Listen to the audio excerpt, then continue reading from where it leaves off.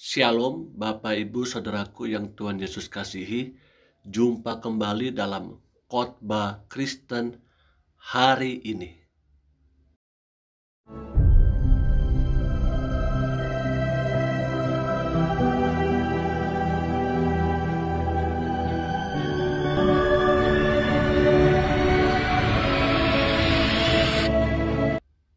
Judul khotbah hari ini Minggu tanggal 8 Mei 2022 adalah ketulusan hati.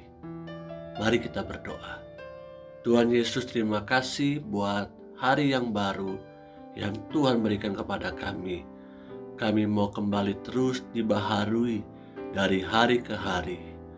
Untuk kami dibaharui, kami butuh firman Tuhan. Roh Kudus, berbicaralah kepada setiap hati kami masing-masing, supaya kami dapat mengerti, dan terlebih daripada itu semua, kami bisa melakukannya. Kami semua menjadi pelaku-pelaku firman Tuhan. Haleluya. Amin. 2 Korintus 1 ayat 12. Inilah yang kami megahkan, yaitu bahwa suara hati kami memberi kesaksian kepada kami bahwa hidup kami di dunia ini, khususnya dalam hubungan kami dengan kamu, dikuasai oleh ketulusan dan kemurnian dari Allah, bukan oleh hikmat duniawi, tetapi oleh kekuatan kasih karunia Allah. Bapak Ibu Saudaraku yang Tuhan Yesus kasihi, Rasul Paulus menuliskan surat ini untuk jemaat yang ada di Korintus, tapi juga buat kita orang-orang percaya, agar kita hidup di dalam ketulusan hati.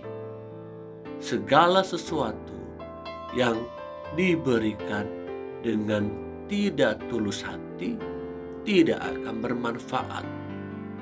Maka dari itu diperlukan ketulusan hati dalam memberi dan melakukan segala hal di tengah-tengah dunia ini.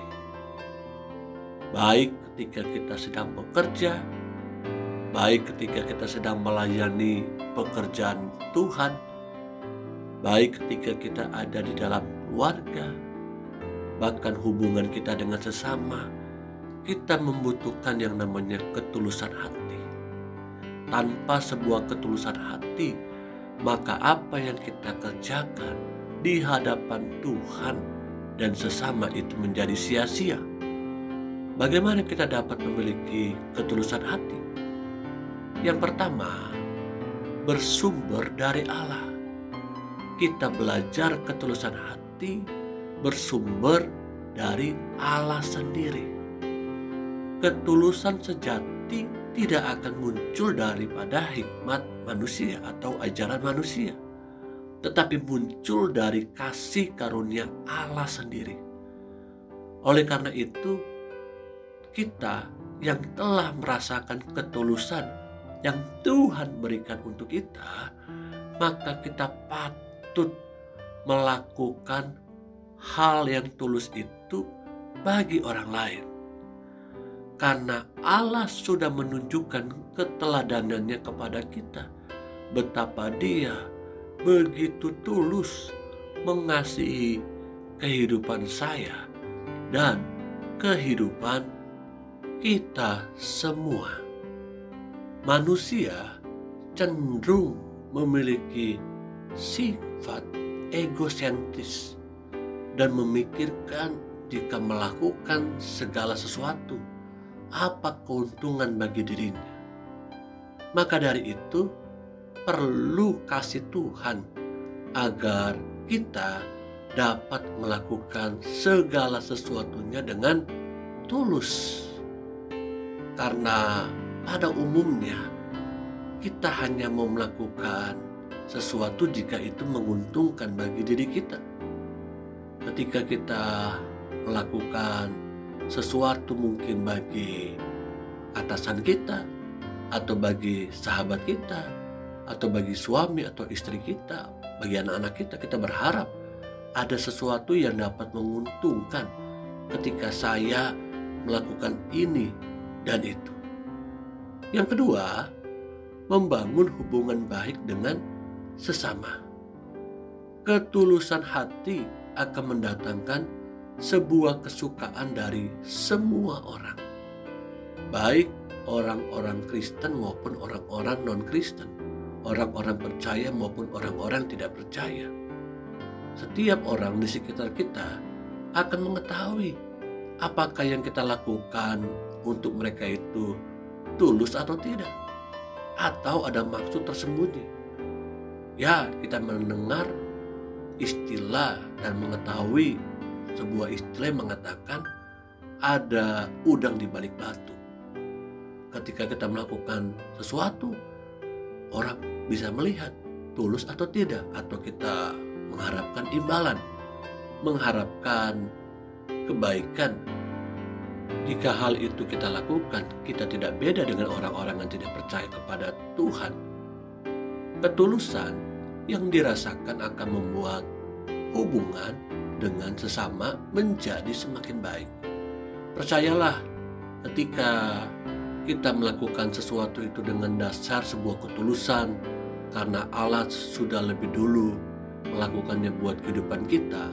Bahkan yang Allah lakukan bukan sekedar hanya perbuatan baik untuk menolong kita. Yang Allah sudah lakukan adalah menyelamatkan kita dari perbuatan-perbuatan kedagingan kita, dari dosa-dosa kita. Karena kita tahu bahwa dosa berujung kepada maut. Ketulusan yang kita lakukan untuk menolong sama kita, untuk kita membangun sebuah relasi dengan sesama, itu jauh lebih berharga dari segala harta, dunia, kekayaan, kesuksesan yang kita miliki di tengah-tengah dunia ini. Amin. Yang ketiga, melayani sesama lebih baik.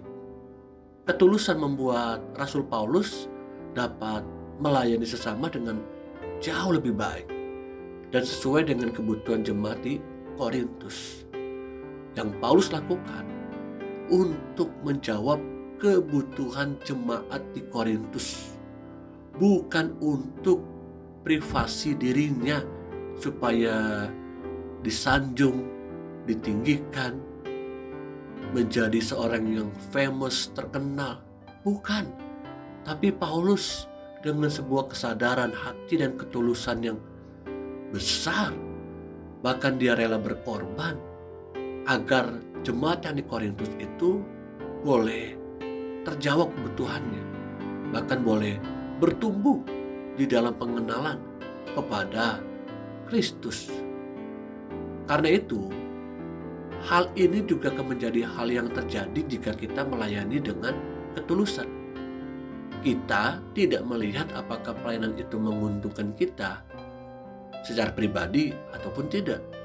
Tetapi fokusnya adalah apakah pelayanan itu menjadi berkat bagi orang yang kita layani. Ada begitu banyak yang bisa kita lakukan untuk melayani pribadi Tuhan, melayani pekerjaan Tuhan. Bukan sekedar pelayanan yang sepertinya tampak di depan jemaat begitu luar biasa, menjadi seorang pemimpin pujian, pemuji, ya, atau menjadi seorang pemain musik, bahkan menjadi seorang pengkhotbah. Bukan. Tetapi yang menjadi sebuah pertanyaan adalah, apakah yang kita lakukan semuanya itu berdasarkan sebuah ketulusan hati untuk melayani Tuhan dan sesama. Bapak Ibu Saudaraku yang Tuhan Yesus kasih, saya sungguh berharap biar setiap kita yang mendengar firman Tuhan ini, kita mau belajar seperti Daud juga. Daud mau hatinya diselidiki oleh Tuhan.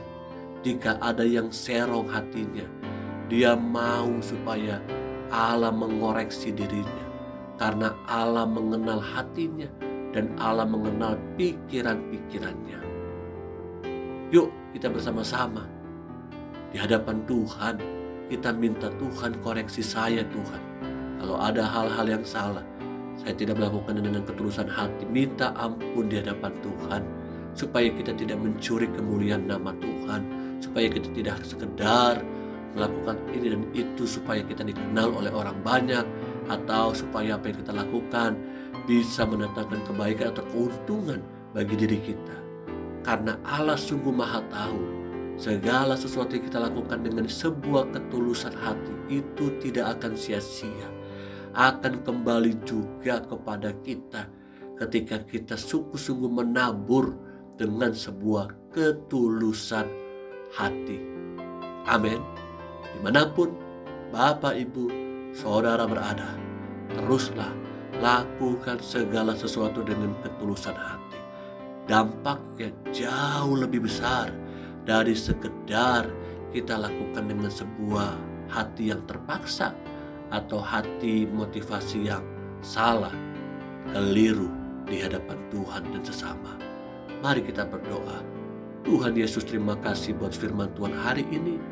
Kiranya Engkau mengajarkan kepada kami, baik hamba secara pribadi, untuk memiliki sebuah ketulusan hati. Kami lakukan ini karena Tuhan sudah lebih dulu menunjukkan ketulusan hatinya untuk menyelamatkan kami dari dosa. Mari Bapak, Ibu, Saudaraku yang Tuhan kasihi, arahkan hatimu, angkatlah tanganmu, terimalah berkat Tuhan. Turunlah kasih karunia Allah Bapa, cintanya lewat Yesus Kristus putranya yang tunggal, pertolongan penghibur Roh Kudus menyertai hidupku dan hidupmu hari ini sampai selama-lamanya Yesus datang kali yang kedua.